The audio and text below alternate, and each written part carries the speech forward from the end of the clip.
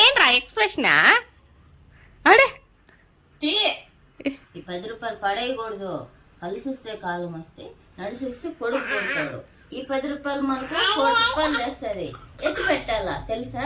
ఎత్తి పెట్టుకో, పర్సులో పెట్టుకో తల్లి, పర్సులో పెట్టుకో, పర్సులో పెట్టు, భద్రంగా దాచిపెట్టు. అరే మీ నా హోల్డన్ మీ నాన్నమ్మ ఇచ్చిన 1 రూపాయలు తీరా. దాచిపెట్టు, దాచిపెట్టు, బీరువాలో పెట్టుకోలేదు. 1 రూపాయలు కదా అదే. నా చెయ్యి ఒకటి ఉన్నది ఈడ, డబ్బులు ఇద్దామే అన్న కామన్ సెన్సే లేదు నీకు. ఇది 1 రూపాయలు ఇస్తుంది మా కలిసి వచ్చే కాలానికే. అంతేనా? కరెక్టేమో. పాత నోట్లకి డిమాండ్ ఎక్కువ. ఒకప్పుడు ఈ రూపాయి బిళ్ళలు ప్రీషియస్గా ఎత్తి పెట్టుకున్నామా నేను. 10 రూపాయల బిల్ల అది. అదేనేమా తప్పయిందా? 10 రూపాయల బిల్ల అమూల్యంగా ఎత్తి పెట్టుకున్నామా 10 రూపాయల బిళ్ళలన్నీ.